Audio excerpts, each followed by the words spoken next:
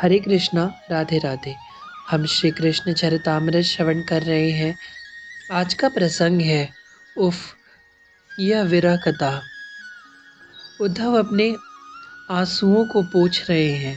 तात, यह प्रसंग वो है जब ब्रज में अंतिम बार श्री जी और श्री कृष्ण मिले थे। विदुर जी ने कहा, वैसे तो यह दोनों सनातन प्रेमी हैं, यह कभी अलग हुए ही नहीं, पर अवतार काल में लीला के उच्चतम प्रेम वियोग का दर्शन हम जीवों को कराने के लिए यह प्रसंग उपस्थित स्वयं युगल ने ही किया था। मैया, नहीं तो जाएगा नहीं। कन्हैया को झंझोड़ते मैया बोल रही हैं। मैया, बस 2-4 दिन की बात है ना, थोड़ा मथुरा देख लेंगे। हमने नागरी सभ्यता को निकट से देखा भी नहीं है। गंभीर होकर अपनी मैया से बातें कर रहे हैं। तभी नंद बाबा भी कक्ष में आ गए। यशोदा अपने लाला के समस्त सखा यशोदा अपने लाला के समस्त सखा चलेंगे मथुरा, और मैं स्वयं जाऊंगा। अक्रूर भी तो है। ये तू मुझे क्रूर लगता है, सुबकते हुए मैया ने कहा। ऐसे नहीं कहते, अगर अक्रूर सुन लेगा तो बुरा मानेगा। व्यंग में हंसती है यशोदा मैया। उसको बुरा लगेगा और हमारे प्राण अटक गए हैं। उसका मेरा लाला जा रहा है, मेरा प्राण है ये। इसके बिना मैं कैसे रहूंगी। यशोदा के अश्रु फिर बह चले थे। और फिर वहां जाकर इसे कौन संभालेगा। काचनी बांधनी नहीं आती अभी तक इसे, मुंह नहीं धोता मेरे बिना।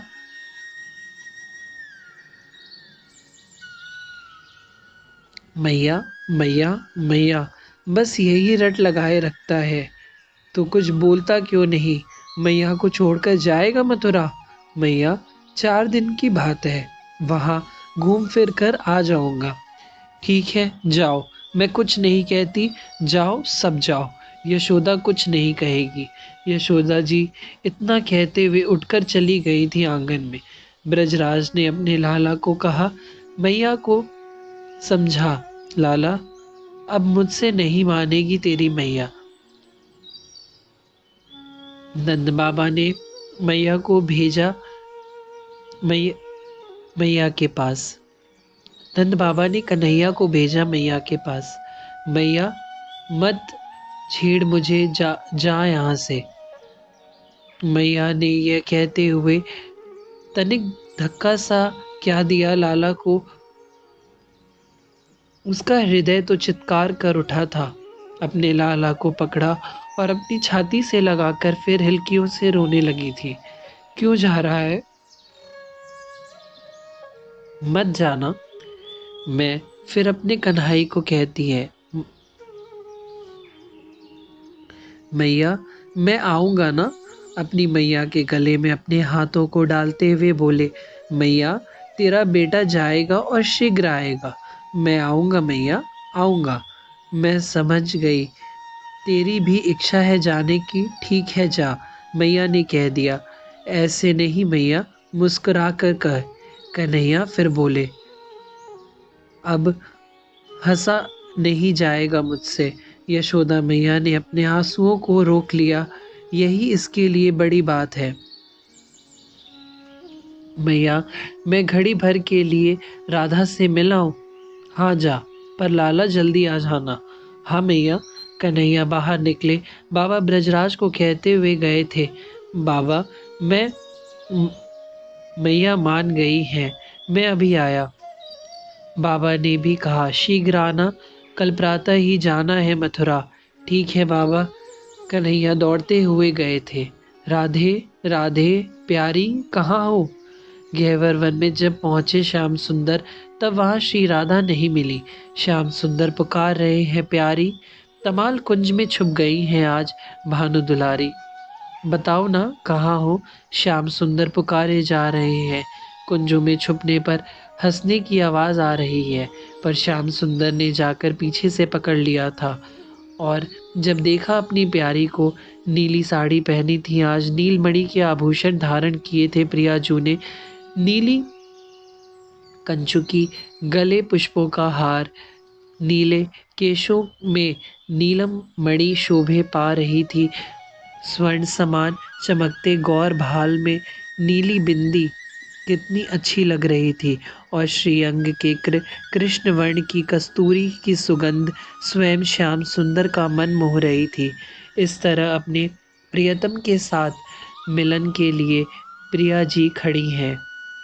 आज आप बहुत सुंदर लग रही हो, तृण तोड़कर फेंक दिया था श्याम सुंदर ने। हाँ देखो न प्यारे, यह वृंदा सखी ने मुझे सजाया है। मैंने इससे पूछा भी आज ऐसा क्या है, पर यह मानी नहीं। तू दुखी है? मैंने उस वृंदा सखी से पूछा तो मेरा श्रृंगार करते रोती हुई चली गई। आज कुछ उदास है ना वन? सिर झुकाकर खड़े हैं नंदनंदन। प्यारे आप ऐसे क्यों खड़े हो, कुछ बोलते क्यों नहीं? मेरी पायल बज रही है, अच्छी है ना? श्री जी अपने प्रियतम को पायल दिखाती हैं, पर श्याम सुंदर के नयन भर आए। श्याम बैठ गए श्री जी के चरणों में। प्यारे क्या हुआ? श्री जी पूछती हैं।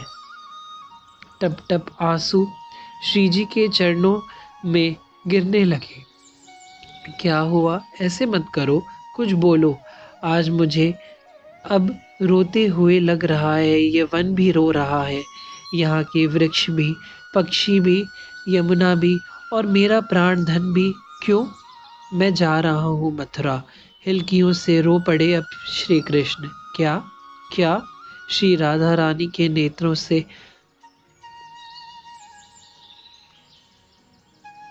अश्रु वर्षा प्रारंभ हो गई थी। कुछ समझ में नहीं आ रहा उनके कि यह क्या कह दिया प्रीतम ने एकाएक यहाँ आकर। हाँ मैं जा रहा हूँ, पर मैं फिर कैसे रहूँगी? रो पड़ी श्री राधा रानी। फेट में बांसुरी निकाली, अपने दोनों हाथों में रखा श्री जी के सामने। यह मेरी बांसुरी है, अब नहीं बजाऊंगा मथुरा में, क्योंकि वहाँ कोई अधिकारी नहीं है राधे। ये तुम रखो बांसुरी, मेरी जब याद आए बजा लेना। श्री राधा रानी हंसी। उनकी यह हंसी पूरे वंश में गूंज रही थी। दुख चरम का था, इसलिए अब हंसी आ गई थी। तुम्हारी याद क्यों आएगी? याद उसकी आती है जिसे भूला जाता है। तुम्हें यह राधा भूलेगी कब? श्री कृष्ण उठे, बांसुरी दी, उन कोमल करों में नेत्रों से अश्रु बरस रहे हैं। दोनों के अस्तित्व भी रो पड़ा आज। निभृत निकुंज सजाया था वृंदा देवी ने कि अभिसार हो युगल का। अंतिम में एक बार और पर फूलों की सेज पर अब शूल बनकर चुभेंगे। तुम सच में जाओगे? इस ब्रज को छोड़कर चले जाओगे? बैठ गए फिर श्याम सुंदर। उन गोरे चरणों को अपने पलकों से छुआ।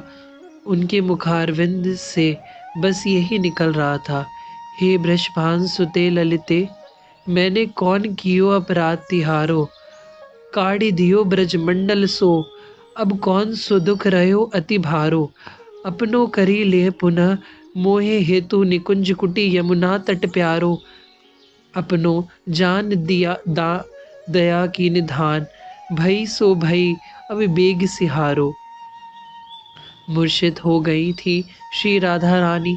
श्याम सुंदर रोते रहे, क्षमा मांगते रहे। ललिता दी सखियों ने आकर संभाला श्री जी को। श्याम सुंदर बराबर प्रियाजू के मुखचंद्र को देखते हुए लौट आए थे अपने नंदालय में। हरे कृष्णा, राधे राधे।